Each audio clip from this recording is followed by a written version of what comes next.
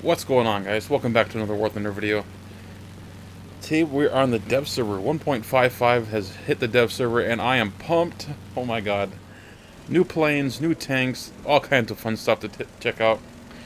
And we're starting off with the American tech tree.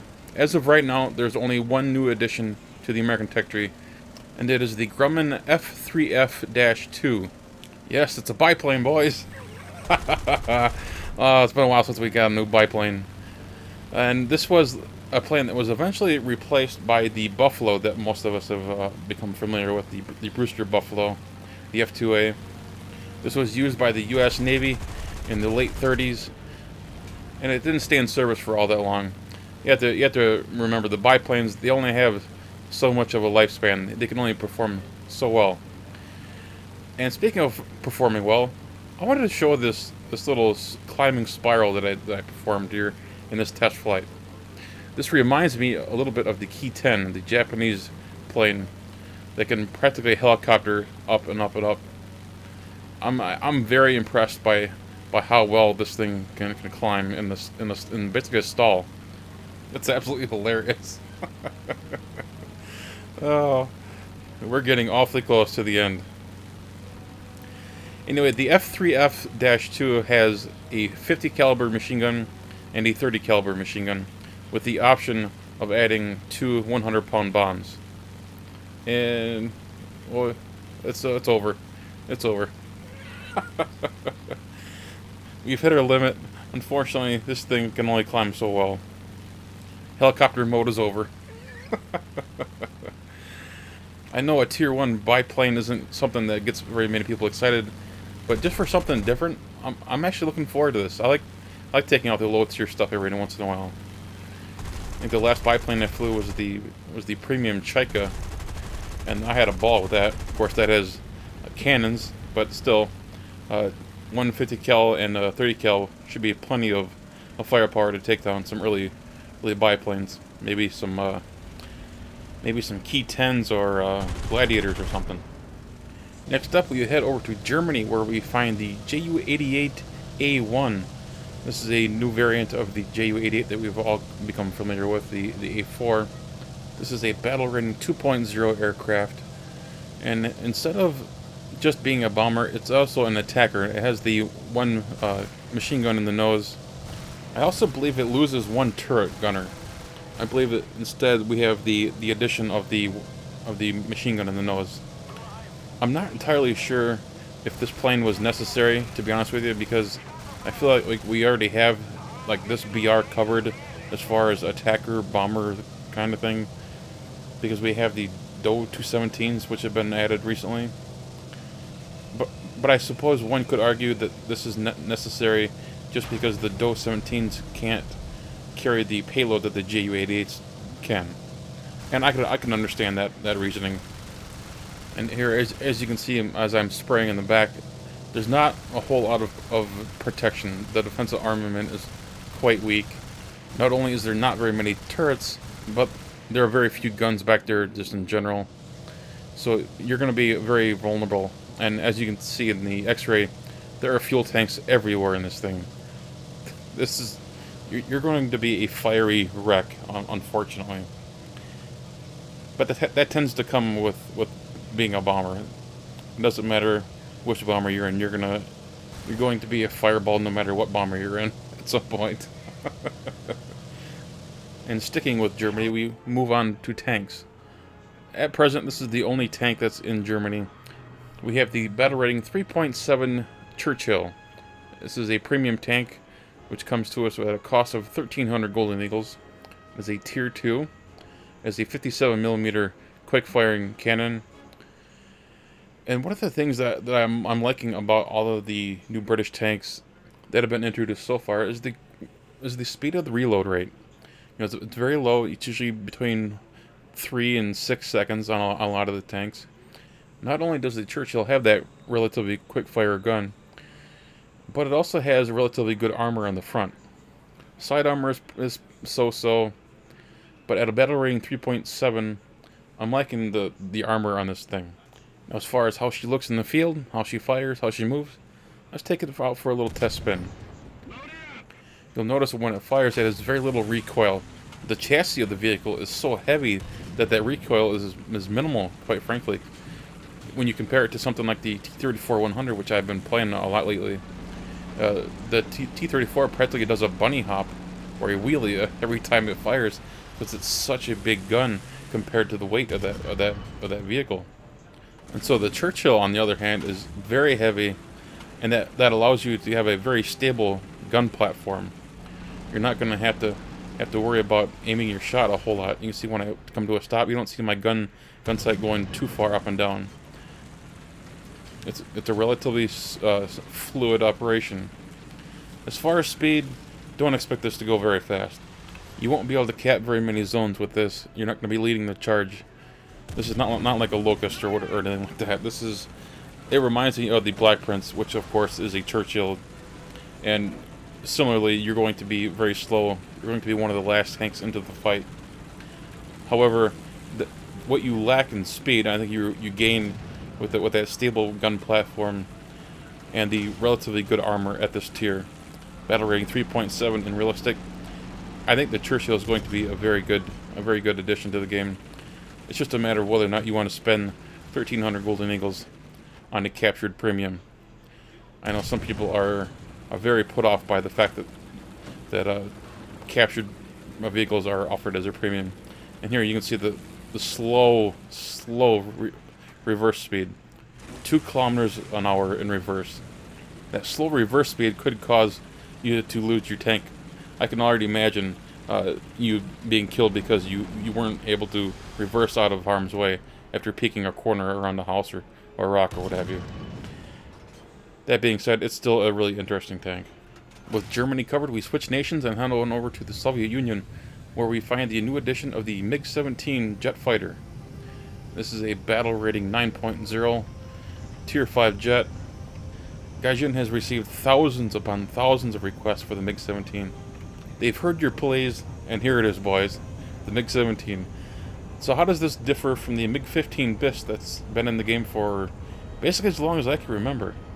The MiG-17 is basically the MiG-15 BIS, but just a little bit better. The MiG-17 could actually go supersonic. It could actually go above the speed of sound, which is an incredible feat. Now, as far as changes compared to the MiG-15 BIS, a lot of people won't notice them all, so you have to look very carefully to actually pick up on them. But one of the things you'll notice is the plane is actually longer, and that's to maintain the center of gravity. They lengthened the fuselage a little bit. They also increased the sweep of the wing, which allowed it to make the airplane faster. They added a ventral fin. They made some changes to the tail fin, as well as to the elevator, and even, believe it or not, the air brakes are just a little bit different. The guns, on the other hand, are the same old MiG-15 BIS guns. You got the 37mm main cannon, as well as 223mm cannons. And once you get accustomed to aiming those guns, they're very, very deadly. The MiG-17 also offers the option of carrying 2 250-kilogram bombs. Please don't do that. Don't take out bombs with the MiG-15. For the love of God, don't take bombs. There is absolutely no good reason why you would ever want to weigh this thing down with bombs. Just don't. One of the things that I'm actually interested in seeing is how this will actually compete against Hunters and the F2 Sabres. Because I could take this out for a test flight all day long, but I'm not fighting anyone right here. But seeing it's a dev server, that's really the only option that I have at this particular moment. I'm really interested in seeing how this will actually compete, how the flight model will actually compare to the real-life model. Because one of the things that happens with top-tier jets is that flight models are nerfed or buffed compared to the competition. That's been one of the issues in the past that the F2 Sabre and the CL-13 Sabre have had to deal with, as their performances have been nerfed due to balance issues, balance concerns. Balance issues in the past have kind of been a little funny. You know, it's not just a matter of changing a battle rating so that certain planes will face one another. There have actually been instances where the planes themselves have been nerfed or buffed inappropriately, dare I say, when they weren't nerfed or buffed based on meeting historical accuracies. And so I'm really interested in seeing just where this MiG-15, or excuse me, the MiG-17 actually compares, not just against its competition, but actually its real-life counterpart. And to be honest, I was actually having a lot of fun in this test flight, because those of you who have been around the channel know that I don't fly top-tier jets. I'm not a big jet guy. I prefer props. The last jet I flew was the ME-262, the first 262, and the difference between the 262 and the MiG-17 is enormous. It's not even remotely similar. And you can see I'm doing a 90-degree climb right now, burst climb, after being down there at treetop level for quite some time. You can see just how far I'm able to go based on the energy that this thing had all that time. Coming from flying 262s and Thunder jets, I have to admit flying this MiG-17 was a whole lot of fun. It was a whole nother animal compared to those earlier jets. It's probably going to take me quite a while to unlock the MiG-17 once it gets added to the game, but I think I'm going to actually give this one a go.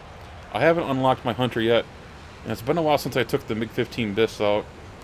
I may just have to give the high-tier jets a run here, because this was a lot of fun. Sticking with the Soviet Union, we turn our attention to tanks. The only new tank on the 1.55 dev server is the T-44-122. Essentially what this is the T-44. The crew compartment's been modified, and of course you get the bigger gun. A 122mm gun is a hell of a big gun. You should have no problem shooting anything, really, at this tier, 6.3. Of course, one of the weaknesses is that great big ammo rack there on the right-hand side. Unfortunately, it is a massive target. That's exactly where I would aim if I could get a side shot on this thing. A shot from the front is not the greatest in that position because of the highly angled armor right there. I've bounced many a shot in my T-44. Of course, at this tier, you're going to be facing higher tanks with bigger guns, but I still think that's going to be an issue. But no matter how big your gun is, there's always that chance that you could bounce that shot off that highly angled frontal armor. The gun is a bit of a concern, though. From my perspective, the 122mm gun, it's got a long reload. It's got 19.7 second reload, according to the stat card. And so if you do some simple mathematics, you figure you're only going to be able to get off 3 shots in a minute. Now, one of the strengths of the T-44, just in general, is it's fast and rather maneuverable. It's basically the successor of the T-34, and that's one of its strengths, is being able to get around an enemy tank, flank it, shoot it in the side, which is usually the weakest part of the armor, and kill it. The problem with the T-44-122 is that with that slow reload rate, 3 shots per minute, basically, you're only going to be able to shoot so many targets. And I've been in many matches where I was able to flank many opponents, and if I had a faster reload rate, I'd be able to kill them all. With 3 shots per minute, you're going to be limited to just how many targets you're going to be able to take out, and you could actually find yourself in harm's way. You could be just overwhelmed. You manage to flank those guys. They see you shoot one of their teammates, and all of a sudden they focus their fire on you, and you can't do anything about it because you're stuck in the middle of a reload. And so what we have here is a tier 4 tank at a battle rank 6.3. It's essentially the same thing as the T-34-100. And if I'm going to be completely honest with you, I've been very, very happy with my T-34-100. It's basically the same price, the same battle rating. You get a faster reload rate with the T-34-100. But of course, the T-44 does have slightly better armor on the front. You get that angled armor on the front. So that could give it a slight edge. But I would prefer the higher reload rate, because at this tier, the armor, it's not going to do a whole heck of a lot, in my opinion. You're going to need your maneuverability more than your armor at this tier. Moving on, we find the British bombers getting a new addition. Actually, 2 new additions. This is the Stirling B Mark I. We are also getting a Stirling B Mark III as well. These are tier 3 bombers with a battle rating of 5.0 for the Mark I and a 5.3 for the Mark III. That may sound like a high battle rating for a bomber, but one of the reasons the British bombers have a high battle rating, in my opinion, is because of the payload that they carry. The Stirlings, just like the Lancasters, have a very large payload. If you take a look at the bomb load that the Stirling has, you can carry up to 9,000 kilograms worth of bombs. That is quite a payload of bombs. As far as defensive armaments, pretty standard 7.7mm machine guns in the turrets. A lot of turrets, a lot of coverage. That's very impressive amount of coverage actually for the turrets.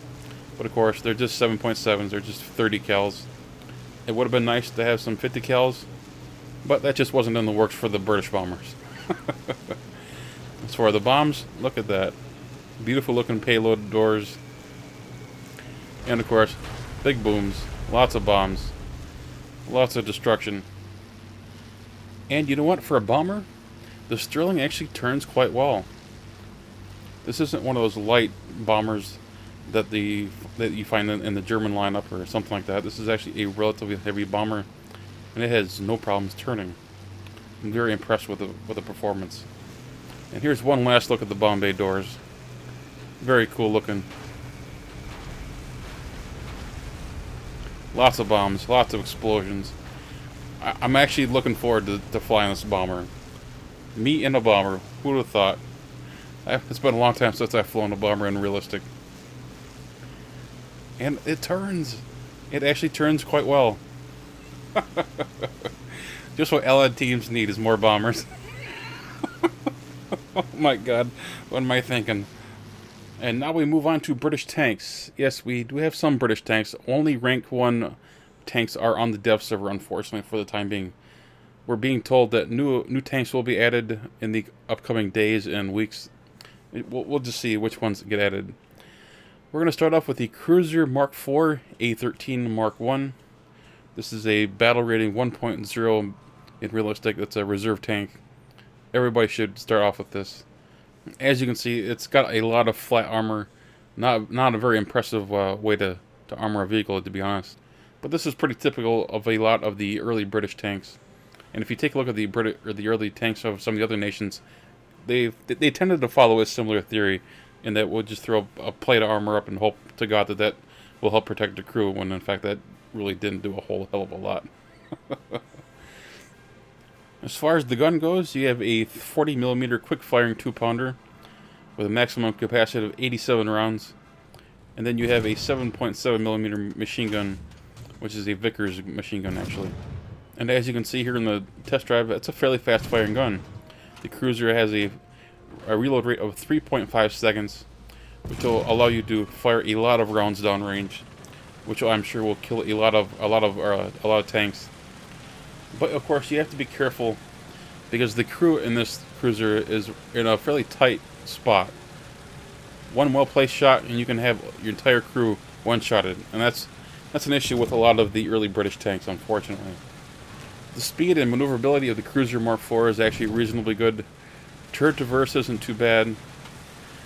It's actually not a bad little reserve tank, I have to admit. I'm looking forward to taking this little guy out for a spin in an actual battle. Next up in the British tech tree, we have the Tetrarch Mark I. This is another reserve tank, battle rating 1.0. It also has a 40mm quick-firing 2-pounder cannon with a maximum capacity of 50 rounds, and has a reload rate of 3.4 seconds. There were plans to use this to help the British airborne forces. They were going to transport these via a glider, and that would allow them to be easily transportable and help the British forces. However, it wasn't too long before they decided that the design was obsolete. Taking a look at the armor on the Tetrarch, we find that the armor is very similar to the previous tank that we examined. Excuse me. A lot of flat armor on the front, side armor and rear armor is all very similar. Just your standard rolled steel, nothing impressive. But it's the gun that's the impressive part. It's that quick-firing 40mm cannon. That's really the selling point of this tank. That and its speed. This is going to be similar to the American Locust, the M22 Locust. That's very fast. You can flank around your opponents, become a little pest, because some tanks are not very maneuverable, and you can get right behind a tank and shoot him right in the side, or right in the engine, lay him on fire. There's nothing he can do about it. One of the weaknesses of the Tetrarch, however, is its turret traverse. You can see I'm trying to maneuver that turret. It is painfully, agonizingly slow. And so what you're going to probably have to do is maneuver the tank chassis itself.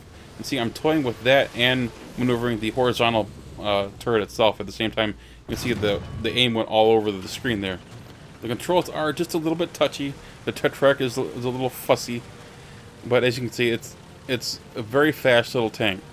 I could see this not only being a good little annoyance, you know, getting some side shots and some rear shots on tanks, but also I can see this being used as a capper, you know, using the speed of this tank to rush ahead to get those cap zones. A lot of people use the Locust even in higher tier tanks, higher tier tank matches, and they'll use that tank to rush ahead, get that cap zone. As if they get that cap zone, it doesn't matter if they die because they'll have enough points to respawn in a realistic battle, for example. Next up, we have the Crusader Mark II. This is a battle rating 2.0 tank. As you can see, this is a little bit different from the previous two tanks that we've taken a look at. See, we still got some flat armor, but there's some sloped armor on here. But one of the things that I liked about it was the relatively low profile of it. It's kind of a wide, squatty kind of a tank. You might be able to hide behind debris in some of the city maps a little bit better than some of those taller tanks, like some of the Shermans. Sometimes having that high profile of the Sherman allows it to shoot over debris in the city, but it also makes it a very easy target to hit as it sticks above that debris. And if you can hide below that debris, or if you can find like a little like a depression in the soil on some of the fields, or on some of the maps, they have a little depression kind of dug out. You might be able to use that as some cover. As with the previous two tanks, the Crusader Mark II continues with the quick-firing 2-pounder cannon, the 40mm, which of course comes with a high-speed reload, right around 3.5 seconds. I think the Crusader could be another fun tank to try out. That low profile could be hard to hit if you're using its speed and you're trying to cut across the field. If you see this, that's kind of a hard target to hit. The tank may be just a little bit long, but the Crusader has a very low profile, and I think it would be a difficult target to hit.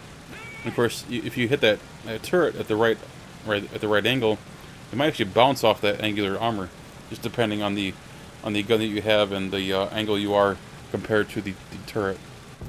It's got a nice turret traverse, and of course, with that speed, I could see this being used as a capping tank. You know, rushing ahead, getting that cap circle right away. I could see that happening with this little tank. Next up, we have the T-17E2. This is a Tier 1 battle rating 1.0 SPAA self-propelled anti-aircraft vehicle. The T-17E2 comes with 2 Browning 50 caliber machine guns, which fire at a rate of 576 rounds per minute. The thin armor, on the other hand, should be pretty easy to take this little vehicle out. It's pretty thin armor, as with most SPAAs in the game. The potential speed of this vehicle could be really interesting. Right now, I believe the model in the game is bugged. It's having issues with second and third gear, so I'm not hitting anywhere near its top speed. Supposedly, this thing is supposed to be able to hit up to 88 kilometers per hour on a road, and as you can see, I'm driving through this field, which in itself will slow the tank down, or the vehicle down, more than it would on the road. But you can see I'm nowhere near 88 kilometers an hour. I suspect, again, this is a bug. This is part of the dev server. This is all part of the testing. Gaijin will no doubt work on this model, and it'll be corrected very soon. Next up, we have the Cruiser Mark IV A13 Mark II. This is technically not a new tank. This was the early premium that was introduced in 1.53. So I'm not going to go into any additional details, since I've already covered it in a previous video, until there's really not much to add to it. And keeping on that theme of not adding much to it, we have yet another Mark IV. This is the premium 3rd Royal Tank Regiment version. This is a battle rating 1.0, and it costs 250 Golden Eagles. It has the same 40mm quick-firing 2-pounder cannon. As for why we need 3 Mark IV A13s in Tier 1, I have no idea. Gaijin, what are you doing to us? Why do we need 3 of these? Let's just move on to Japan, shall we? We start our little tour of Japan with the Kpfw No. 2 Otsu. This is a unique little plane in that it has 2 50 caliber machine guns in the nose and 2 wing-mounted 40mm cannons. Now, if that makes you think of a derp plane, yeah, you're probably not the only one to think of that. But let's just hold our horses just momentarily. The cannons that this uses are the HO-301, which used a caseless ammunition type. The cannons had a very low muzzle velocity, so you had to be within about 150 meters of your target before you opened up. Otherwise, it would be practically useless. The rounds were like little beady rockets. And one issue that I noticed in my test firing, and you may notice it right there, is that the gun convergence of the machine guns and the gun convergence of the HO-301 40mm cannons are not the same. What I suspect is that this is another one of those classic dev server bugs, and that this is going to be worked out in a future patch. But I just thought it was worth noting, just for everyone to see, that the gun convergence does not appear to be the same for the 2 different weapon systems. I just thought it was worth pointing that out. Maybe Gaijin will fix that. Anyway, as far as whether or not this will be a popular plane, I seriously doubt it. And it's not just because it's a premium plane, it's that the 40mm cannons only come with 20 rounds of ammunition. So you get 10 pulls of the trigger and you're out. And to make things a little bit more complicated, the cannons fire really quickly. All you have to do is hold down that trigger button for just a couple of seconds and all of a sudden you're out of ammo. It happens a lot faster than I expected it would. Now, as far as the plane performance, I haven't had time to do a whole lot of testing with it, but based on what I've seen, it's not as bad as I expected. What I expected was really sluggish performance because of the weight of those 2 40mm cannons. I mean, a 40mm cannon is a really big piece of equipment, and you get one on each wing. I expected that to really weigh this plane down a lot and to make it rather sluggish, and that wasn't the case, at least not to the extent that I expected. Up next, we have the Kpfw No. 2 High. This is a battle rating 2.7 Japanese aircraft with 4 12.7mm machine guns. With 1,000 rounds, you have 2 machine guns in the nose and 2 in the wings.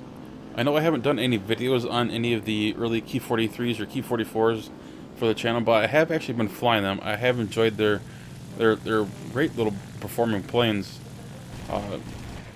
But you add 4 50 cals to this thing and 1,000 rounds. I'm really looking forward to this one. I can guarantee a video on this within a week of 1.55 going live. I guarantee a video will be coming up. And look, I already ripped the flaps off. That's how fast this plane is. And I just took off a minute ago. That's awfully impressive performance. Very quick acceleration. This is a good little plane. Up next, we have the Ki-61I Tai High-End. You know, so it's been a while since we had another Ki-61 added to the game. This is the second version of the Ki-61 to be added to the game that has cannons. If you remember, the high version of the Ki-61 has German 20mm cannons. Well, no, the Thai version has replaced those German cannons with 2 Japanese Ho-5 cannons. Now, the Ho-5 cannons, just in case you're not familiar with those are the ones that are on the Cannon Busa, as a lot of people call it. It's the Ki-43 No. 3 Otsu. They're some of the most effective Japanese cannons in the game. A lot of people just love that Ki-43, in part due to the cannons that the plane has. Well, this also has 2 12.7mm machine guns. If you like the high version of the Ki-61I, I think you'll like the Thai version as well. You're just basically replacing the German 20s, as I understand it, with the Japanese 20s, and this should be a very popular energy fighter. And last, but certainly not least, ladies and gentlemen, we wrap this up with the A7M2. This is a battle rating 5.3 Tier 3 Japanese fighter. And just like its prototype, the A7M1, the A7M2 sports 2 20mm cannons and 2 13.2mm machine guns, with enough ammunition to take out more than half the enemy team. This thing is packed with ammunition. Of course, it has 2 optional bombs, just like the A7M1. And I've actually found those bombs to be useful in the late game on Saipan, where the American forces are beginning to send landing craft to the island and Cap. You can use those bombs to bomb those tanks that are approaching and save yourself from losing that match. The A7M2 is the quintessential version of the A7 series. It's what everyone thinks about. It's got a 2200 horsepower engine as opposed to the 2000 horsepower engine that is in the A7M1. Therefore, this plane should perform quite well up against Tier 4 American P-51s and British Spitfires. I've even seen some people purposely up-tier their A7M1 to take on Griffin Spitfires, and they actually are able to compete at that tier with that plane. So give that plane an extra 200 horsepower, and you've got yourself an A7M2, which I reckon will be a hell of a threat against Allied planes. Anyway, guys, that's going to be it for me. The dev server is closed. I have covered every plane and every tank that's currently on the dev server. And as soon as more British tanks arrive, I will be covering those on the channel. If you have any questions about anything you've seen in this video, let me know. I will try to answer them to the best of my ability. If there's anything you're really excited about, or if there's something you just don't like, maybe a tank or a plane that you don't like, or a battle ring that you disagree with, let me know in the comment section below. I'm really interested in seeing what you guys think about the planes and tanks that are being introduced in the 1.55 patch. If you enjoyed this video, if you thought it was helpful, please do me a favor and hit that thumbs up button. It really helps promote my channel. If of course you're new to the channel, please subscribe. I'll be back with more War Thunder videos very soon. Take care, guys.